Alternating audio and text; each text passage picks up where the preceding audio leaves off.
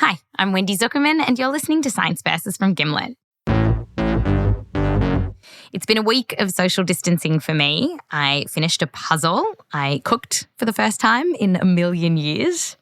Well, I put more than 3 ingredients into a bowl for some overnight oats. I was pretty proud of myself.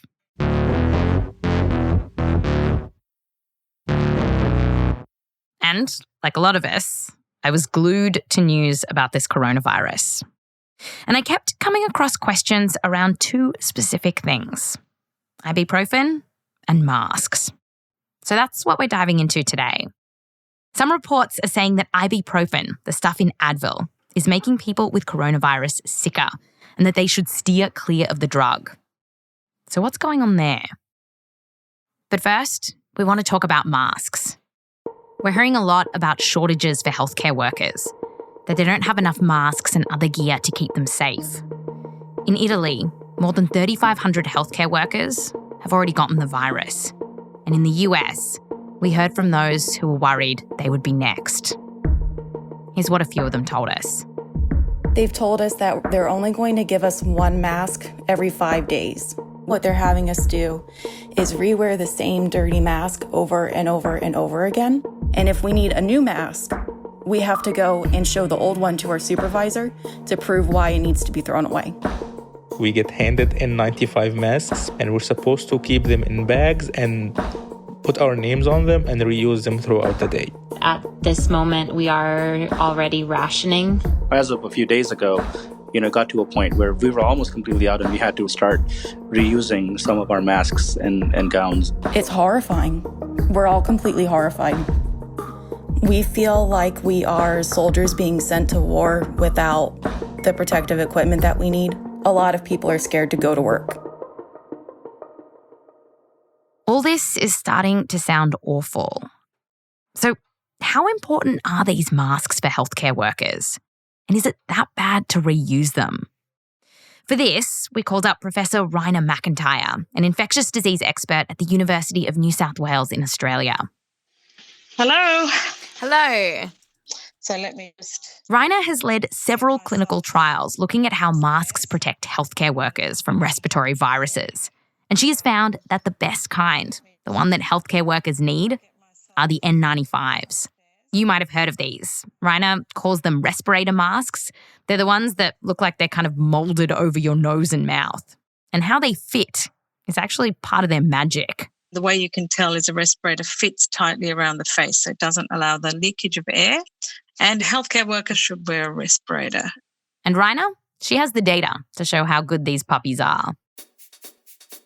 In one of her studies, she looked at more than 3,000 healthcare workers in Beijing and found that after a month, only those who wore their N95 masks all the time had lower infection rates, while those who wore classic surgical masks, like you might see at the dentist, they didn't have less infections. Now, not all studies have found this, but Raina's are some of the largest and best in this space. So, what healthcare workers really need in this pandemic are those N95 respirator-style masks. But as we heard from healthcare workers, in some places, there aren't enough to go around. There's been a lot of talk of healthcare workers having to reuse masks, sometimes for multiple days in a row. How risky is that? It probably carries some risk because the masks get contaminated, they get moist, and that's not good for, because bacteria can grow in a more moist environment. But if they've got no choice, that's like a really difficult dilemma. One solution to this shortage is to not only reuse masks, but to disinfect them. So to find out what might work, producer Rose Rimler and I called up an expert in this very field. My name is Rachael Jones, and my specialty area is actually around the exposures of healthcare workers to viral respiratory infections. Oh, that's handy. It is. Rachael, who's at the University of Utah, told us that she'd been hearing of all kinds of things that doctors and nurses were using to disinfect their respirators. There was alcohol sprays and bleach, which we know can kill the virus, but you have to be careful so you don't breathe in a face full of bleach. Other places have been experimenting with UV radiation. That can be used to disinfect respirators. And so you can disinfect them. Yes. Oh, that's great. I'm kind of surprised. The challenge is that they haven't all been, I think, proven to work as robustly as we would like them to work. And it's not clear that, all the healthcare facilities would have the processes in place. Studies in the lab using special machinery have found that viruses can be killed with UV radiation. But Rachael says that a lot of hospitals in the US, they aren't set up for this kind of thing at the moment. And so another idea has been popping up. Making masks out of cloth, like sometimes t-shirt material. Yes, crafting is joining the war movement. Some hospitals are even calling on DIY crafters to sew masks to shore up the supply. But can cloth stop a virus? Well, Rachael says, put down your needles and thread. A lot of materials just aren't made to stop viruses. Like, think of t-shirt material. We like t-shirts because they're airy and they don't make us sweat too much. And viruses can roll right through them. All of those properties that we like in our t-shirt make them problematic to use as a mask because small particles have been demonstrated in experimental studies to move readily through cloth that is used in a mask like a bandana or a t-shirt. The only clinical trial that we have on cloth masks, which had around 1,000 doctors and nurses, found that they didn't work. And in that study, it actually increased their risk of viral infections. We don't know exactly why. It's so interesting that the CDC has recommendations that say, okay, in dire straits, it's like their last resort. Like if it's really dire straits, it's a crisis, there's nothing else, you can wear a cloth mask as a healthcare worker. Is that good advice? I don't think that's a good advice. And I was really surprised that that came out as a recommendation, as were some of my colleagues. What were you guys saying to each other? Well, mostly kind of smacking our foreheads and going, oh no. Mostly we were just surprised because there really is no scientific evidence that that using a cloth mask offers any benefit. To suggest a cloth mask is not based on science. And so it's important to separate out what is the science-based type of controls and what is the shortage-based type of controls. So what do you mean by that? Like that they're saying this just to make healthcare workers feel better? I think so. So in my understanding of how respiratory viruses are transmitted and the limited ability of cloth masks to filter out viruses from the air suggests to me that they are mostly offering comfort rather than actual protection. That is kind of heartbreaking. Yes. And to be clear, the CDC said that this was something during the crisis phase when other options were not available. And we are not at crisis phase yet. I do not think that we're at the point of using cloth masks yet. So, I mean, how did we get here? That we're at a shortage? Yeah. I mean, I've been reading all these papers about masks and how well they work or don't work and all these pandemic planning strategies. And there's plenty of papers from years ago. I mean, I'm looking at the dates and it's like 2000, 2005. And it's like, we need to plan for masks. And so like, I'm reading this and I'm like, what the hell? Absolutely. The idea that we need 300 million masks is not new news. This is something that was anticipated years ago. And we just have not been able to, as a public health system, been able to actually implement that preparation. Who can we blame? Oh, my goodness.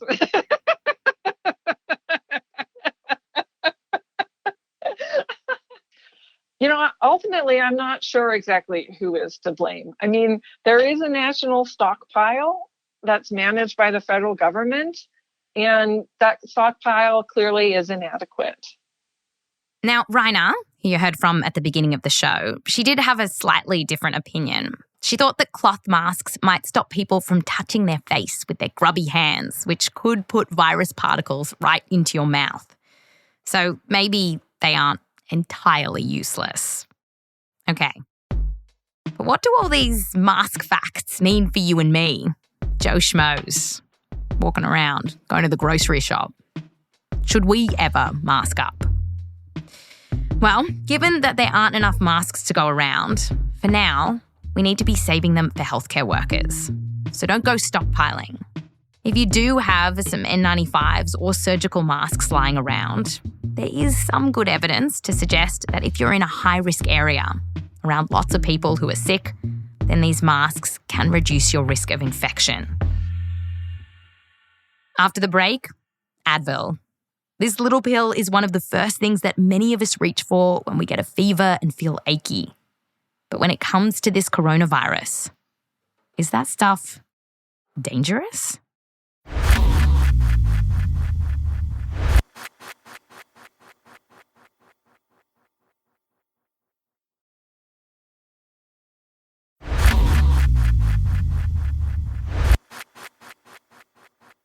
Welcome back. We've just talked about how our healthcare workers need good protective gear. And all these DIY approaches, they don't work like we need them to. Next up, ibuprofen. Advil and other drugs that have ibuprofen in them are so common that many of us don't even think twice before we pop one.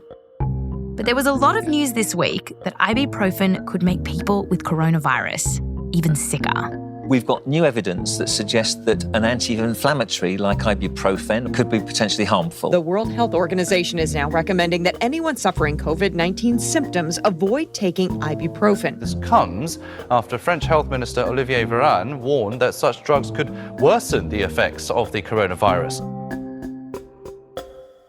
This whole thing really got going with this tweet from the French health minister warning that people with fevers shouldn't use these kinds of drugs, which are also called non-steroidal anti-inflammatories, or NSAIDs.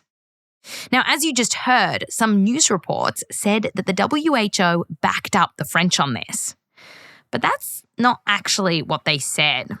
And the confusion might have been fueled by one of the biggest gripes that grammar narcs have: double negatives.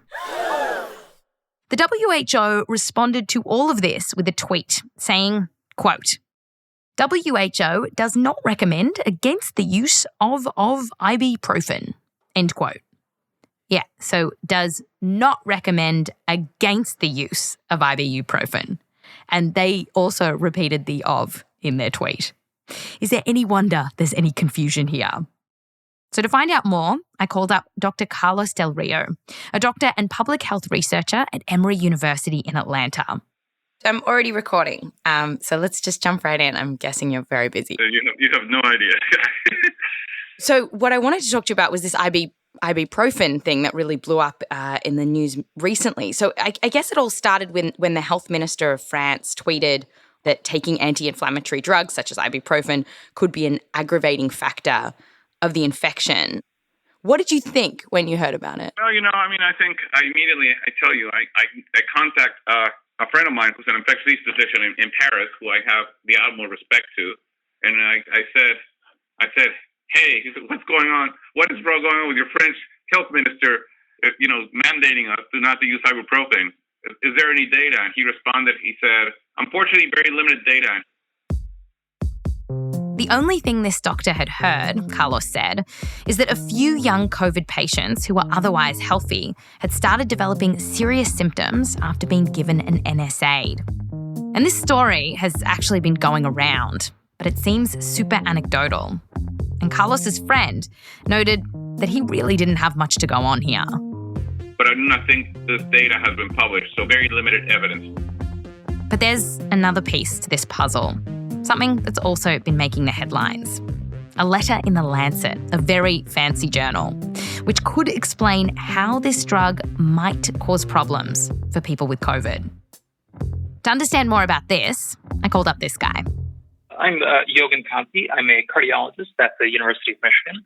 Yogen says that to understand the theory here, why ibuprofen might be bad for COVID patients, we first have to know how viruses, any viruses, make us sick.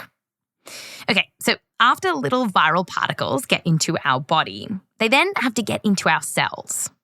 And that's not easy. Think of each cell as a fortress. A fortress. and each virus has to break into that fortress. We think the way that this coronavirus breaks in is by binding to a receptor called ACE2. ACE2, ACE2. ACE2 may be a gate to the fortress. Okay, so to bring this back to ibuprofen and that letter in The Lancet, those researchers said that drugs like ibuprofen can ramp up the production of ACE2, leaving more for the virus to latch onto. The theoretical risk is that ibuprofen could increase the level of ACE2, which may then present more binding sites or more docks on cells for the coronavirus to attach to. And if you have more gates, there is more room for invaders to come in. So then, just even from a theoretical perspective, so do we know for sure that having more ACE2 receptors or having more of these gates in the fortress actually increases someone's risk of infection? No, we don't know that. The problem with this theory is that there's actually not great evidence that ibuprofen actually does increase ACE2 production. The science we have mostly comes from animal studies. And then there's a bigger issue. We don't know that having more of these receptors lets more viral particles in. It's all pretty speculative. I also reached out to a few doctors in China where they've been dealing with this disease for months to see if they'd been having bad experiences with ibuprofen. One told me that they're regularly giving patients ibuprofen. He hadn't heard anything about this. Another said, quote, maybe, but there's no clear evidence, end quote. But in the research cupboard, we did find something curious. Something that might suggest steering clear of ibuprofen could be the right move. It comes from research done into influenza, which also attacks the lungs. You see, some early research is suggesting that for a small group of people, taking high-dose NSAIDs while you have respiratory infections can increase your risk of getting a heart attack. And that could be because these kinds of drugs can interfere with a bunch of stuff related to your heart. Now, we know that quite a few people dying of coronavirus are dying from heart failure. But again, this is early research, and it wasn't specifically into ibuprofen. And that all means that the available evidence that ibuprofen causes big problems for people with coronavirus is pretty limited. Both the FDA and the European Union's similar body have said there's no clear link here. We may hear more out of France about what they're seeing, and then things could change. But in the meantime, if you have a fever and a nasty headache, and you think you have coronavirus, what should you do? Here's Yogen. If you're taking ibuprofen, we'd probably suggest you don't take it anyway if you can change it and use acetaminophen. Acetaminophen, that's what Tylenol or paracetamol is. So if you have a fever, we generally would recommend you take acetaminophen before you take a non-steroidal anti-inflammatory agent. I don't think that changes in the setting of COVID. And why is that? Ibuprofen can have other side effects on patients if you take it in either large doses or long periods of time. And other academics are on the Tylenol train too, including Carlos, who you heard from before. Exactly. My recommendation would be exactly that. I mean, I feel like we're going down we're in uncharted territory, right? We are fighting an enemy we don't understand. And as we're getting little things, bits of information, that if ibuprofen was the only drug available to treat fever, I would say, well, we're stuck. We have to use it. But because we have other options, let's just pause and say, okay, while we get more information, let's use ibuprofen. Let's use other things. And in the off chance that there may be something in this association. And now we want to change gears for just a minute. Because, hey, let's just take a moment and forget about the coronavirus. Just for a moment. And let me tell you about this. Scientists recently discovered the oldest known scorpion. It's fossilized, and it's more than 430 million years old. It was found in the wilds of Waukesha, Wisconsin. And the amazing thing about this little critter is that researchers think that it might have been one of the very first creatures to move from water to land. They think this because some parts of this beastie look really similar to horseshoe crabs, which can go back and forth between land and sea. How cool is that? Scorpions. Okay, back to social distancing, maybe another puzzle, and we'll be back on Thursday with more Science Verses.